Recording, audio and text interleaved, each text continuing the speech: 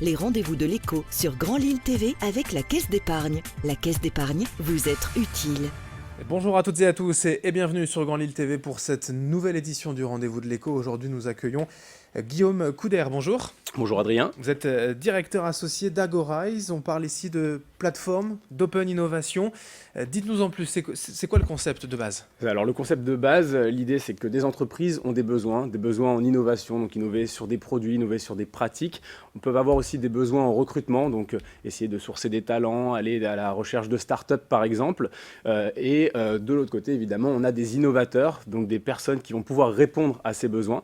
L'idée d'Agorize, c'est de mettre en relation les entreprises donc, qui ont des besoins spécifiques et les talents de l'autre côté qui vont pouvoir y répondre à travers une plateforme d'innovation. L'idée, l'historique de l'entreprise. Alors l'idée, c'est que les trois cofondateurs, donc mes associés, ont pu répondre à une étude de cas lors de leur cursus commun, HEC, Télécom Paris Tech, ont pu donc répondre à une étude de cas de ce type dans leur cours et se sont dit pourquoi pas répliquer cette expérience qui nous a permis à nous d'innover autour d'un produit, pourquoi pas répliquer cette expérience à une échelle beaucoup plus large, échelle nationale au départ et puis internationale maintenant. Moi j'ai rejoint l'aventure du coup juste ensuite et maintenant on est 56 dans l'entreprise, donc chez Agorize. 56 employés pour une plateforme qui est exclusivement en ligne, agorize.com, c'est vraiment l'aventure principale. C'est ça, donc l'idée en fait c'est de promouvoir l'opération à travers une plateforme en ligne qui est attractive, de pouvoir donc attirer un maximum de talents qui puissent donc répondre aux problématiques proposées par les entreprises. On a sur nos challenges au moins une centaine d'équipes en général qui participent et à l'issue de chaque opération en ligne, on a évidemment un événement physique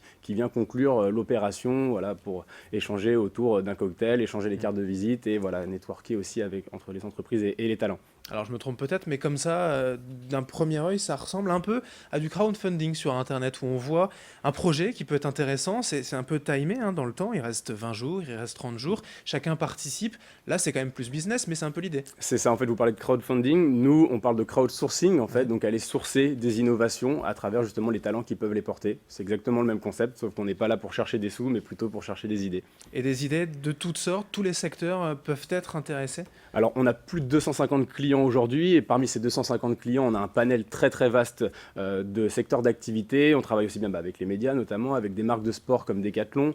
On travaille avec des sites web, on travaille avec différents acteurs, L'Oréal par exemple aussi, ou des marques de luxe.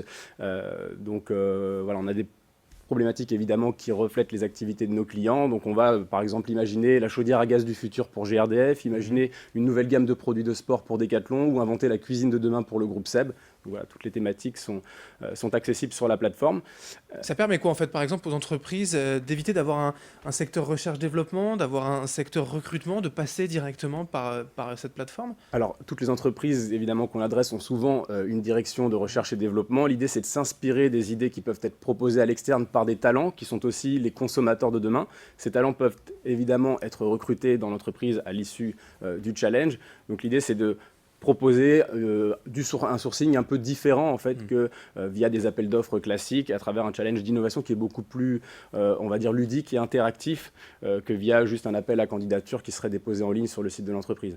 Alors vous m'avez couper l'herbe sur le pied pour l'intérêt finalement des innovateurs à gagner. Qu'est-ce qu'il y a à gagner ? Alors peut-être effectivement un poste, un recrutement, mais sinon l'intérêt pour n'importe qui, les internautes de challenger, c'est quoi ? Alors en fait, il faut savoir qu'on adresse différentes communautés. Donc vous citiez les étudiants jeunes diplômés pour ce qui est des recrutements. On a les startups qui vont pouvoir donc faire leurs preuves et se rapprocher de grands comptes. On adresse également des développeurs web pour imaginer des applications mobiles, imaginer de nouveaux sites web d'une entreprise.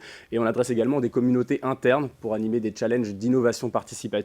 L'intérêt pour ces communautés, c'est finalement d'entrer en relation avec les équipes d'innovation, les équipes RH au sein de l'entreprise, donc pouvoir se faire recruter, pouvoir obtenir des offres de financement pour ce qui est des startups ou de l'accompagnement derrière.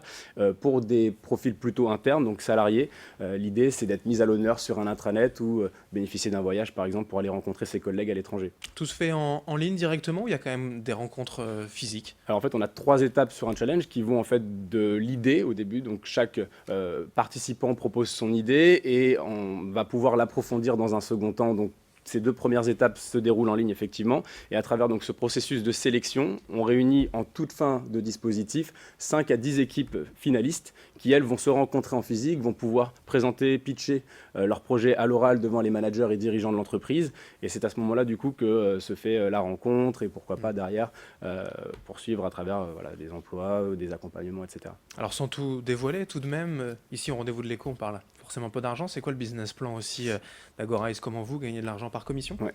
Alors l'idée c'est qu'on fonctionne selon 3 volets. Le premier volet c'est l'accompagnement, c'est comment on élabore le dispositif, les différentes étapes du challenge, le dépôt du règlement auprès d'un huissier par exemple.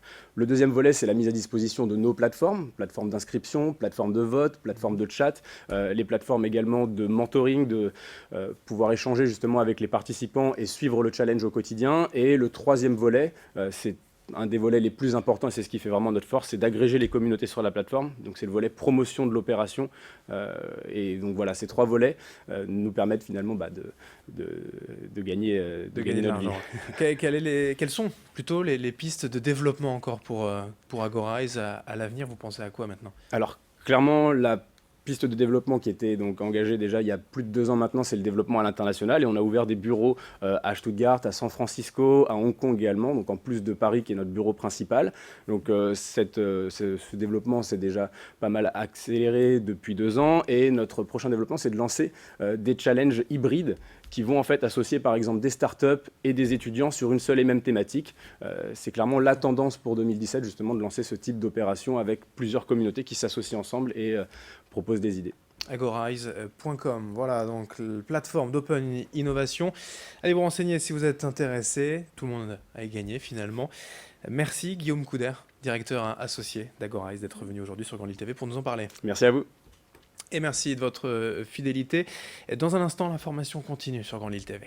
Les rendez-vous de l'écho sur Grand Lille TV avec la Caisse d'épargne. La Caisse d'épargne, vous êtes utile.